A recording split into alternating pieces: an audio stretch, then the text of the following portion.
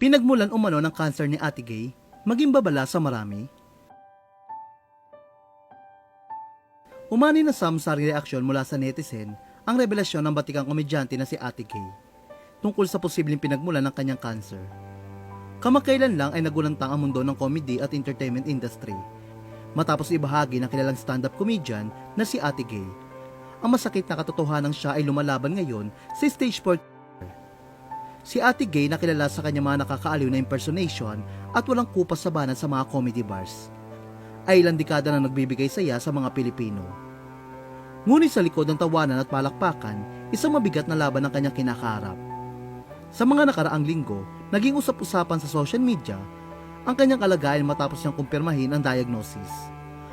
Marami ang nagpaabot ng panalangin at tulong, kabilang na ang mga kasama niya sa industriya. At mismong mga tagahanga na labis na nalungkot sa kanyang sinapi. Aminado si Ate Gay na mahirap ang pinagdaraanan niya ngayon, lalo na't apektado maging ang kanyang trabaho at kabuhayan. Gayunpaman, nananatili siyang matatag at patuloy pa ring nagbibigay inspirasyon sa kanyang mga supporters. Habang patuloy ang pag-aalala ng publiko, hindi rin maiwasan lumutang ang tanong, ano nga ba ang posibleng pinagmulan ng cancer ni Ate Gay?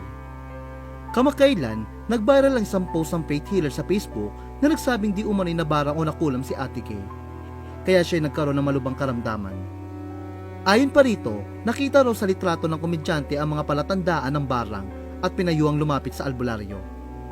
Kaugnay nito, ikinuwento ni Ate Gay sa kanyang panayam kay OG Diaz na nagkaroon sila ng pagtatalo ng kanyang kapatid matapos igiit ng kanyang ate na dadalhin siya sa isang albularyo sa Batangas. Aniya, masakit at mahirap para sa kanya ang bumiyahe, lalo na't dumudugo at nahihirapan siyang kumilos. Kwento ni Ate Gay, nag-aaway kami ng ate ko kasi gusto niya akong dalhin sa albularyo. Gusto nila, baka kinukulam daw ako, binabarang. Actually, may mga nagtatag sa akin, binabarang daw ako kasi nakita ng isang faith healer yung picture ko. Gayunpaman, nilinaw ng komedyante na naniniwala lamang siya sa albularyo kung mismo pupuntahan niya ito. Bukod dito, mismo si Ate Gay na rin ang umamin na matagal siyang naninigarilyo mula 19 anyos hanggang taong 2017. Itinigil man niya ito halos 8 taon na ang nakalipas. Inamin niyang posible rin may kinalaman ng kanyang smoking history sa pagkakaroon niya ng cancer. Aniya, ang tagal kong naninigarilyo kasi nung panahon ng bata pa ako hanggang 2017 November 30, in-stop ko biglaan.